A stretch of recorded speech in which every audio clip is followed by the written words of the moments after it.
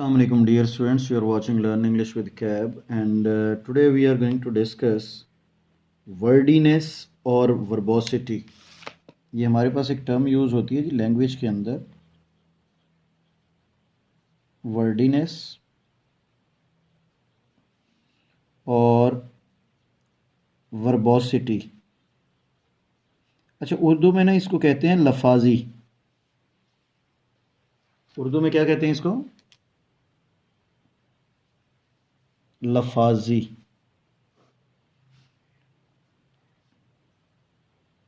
लफाजी से मुराद ये है कि unnecessary use of words. Sometime हम लोग जो है गैर ज़रूरी तौर पर अपनी बात को प्रोलॉन्ग करते हैं। जैसे if I say that there are many students,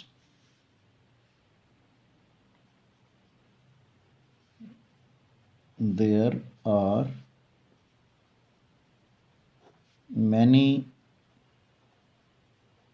students who like reading. अच्छा, in the same way I say that basically Arif Alvi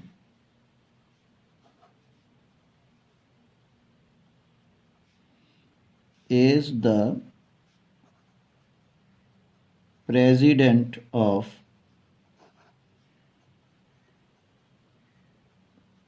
Pakistan. In the same way, if I say that I think the sun rises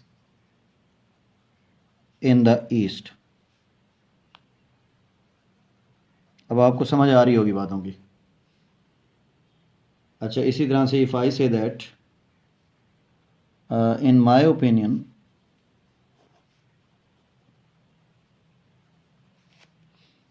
Islamabad is the capital of Pakistan। समझ रहे हैं जी बात को? अब यहाँ पे ज़रा इसको गौर से देखें तो there are many students who like reading. तो मेरे ख्याल में अगर हम यही कह देते कि मैनी स्टूडेंट्स लाइक रीडिंग तो दैट वाज इनफ। ये देयर आर की भी ज़रूरत नहीं थी, हु की भी ज़रूरत नहीं थी। एम को कैपिटलाइज कर दें तो मैनी स्टूडेंट्स लाइक रीडिंग। खामखा हमने इसमें वर्ड्स जो हैं उनको बढ़ाया। In the same way basically Arif Alvi is the president, तो इसमें बेसिकली की ज़रूरत नहीं है।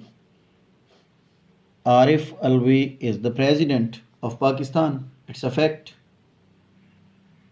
इन the same way when I say that I think the sun rises in the east, तो इसमें भी मेरे ख्याल में मुझे सोचने की ज़रूरत नहीं है।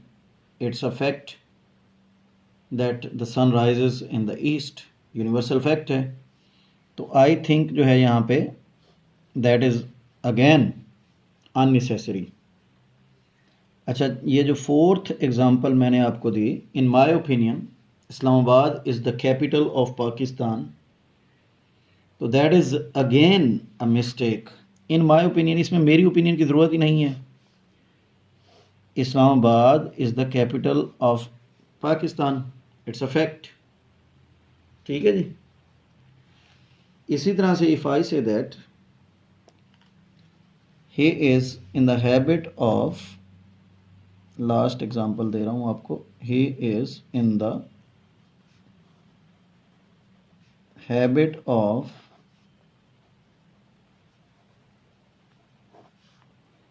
spending too much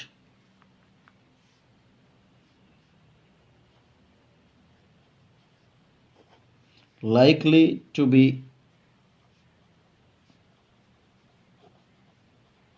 angry very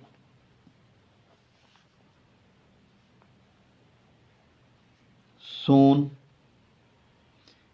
and likely to be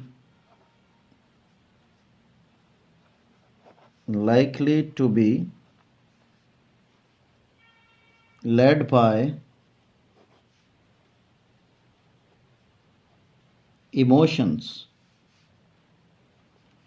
lead में स्पेलिंग की मिस्टेक है, इसको ठीक कर लीजिएगा।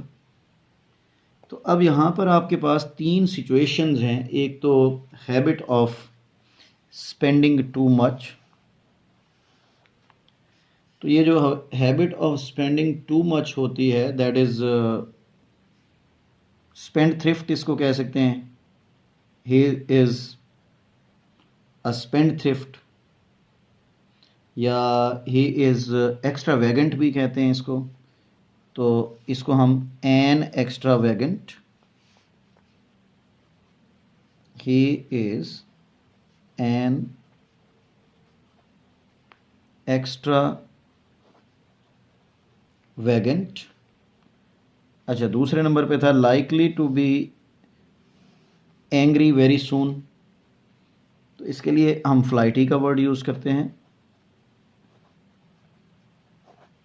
ही is an extravagant, flighty, and तीसरा जो था likely to be led by emotions, तो इमोशनल होगा ऑब्वियसली।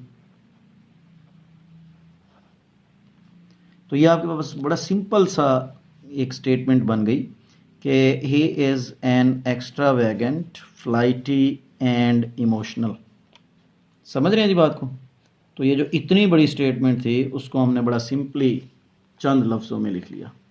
तो ये basically that is known as verbosity, unnecessary use of words जो है इसको हम कहते हैं वर्बोसिटी और वर्डीनेस।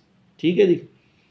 तो इसी तरह से अब हमारे पास ये देखें, जब I say that I have a car red in colour, तो रेड इन कलर की ज़रूरत नहीं है भाई, रेड कलर ही होता है, हर बंदे को इस बात का पता है। इस तरह से अगर आप ये कहते हैं कि लार्ज इन साइज़, ये मैं यहाँ पे लिख देता हूँ, red in colour, large in size,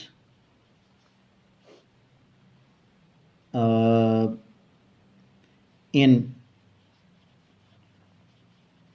actual fact. ठीक है जी। इसी तरह से हमारे पास कुछ एक्सप्रेशंस जो हैं, जैसे मैं कहता हूँ कि ड्यू टू द फैक्ट है, ड्यू टू द फैक्ट, तो ये सिंपली बिकॉज में चेंज हो जाता है। इसी तरह से had an effect,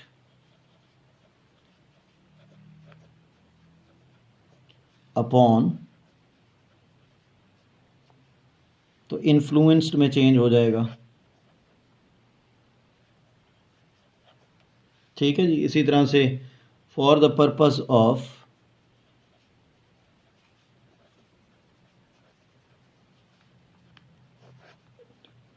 for the purpose of जो है ये फॉर में चेंज हो जाएगा।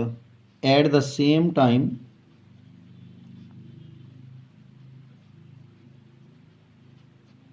वाइल में चेंज हो जाएगा। ठीक है जी।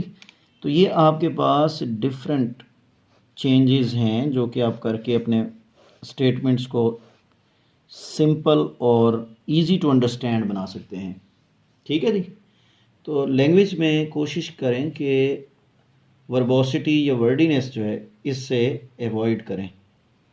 Lenny, that was all from my side for today. Thank you very much for watching Learn English with Cab. We'll see you tomorrow inshallah. Take care. Allah Hafiz.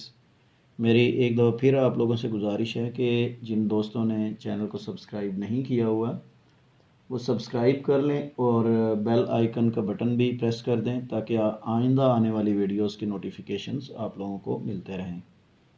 लेनी, thank you very much. Take care. अल्लाह हाफिज़।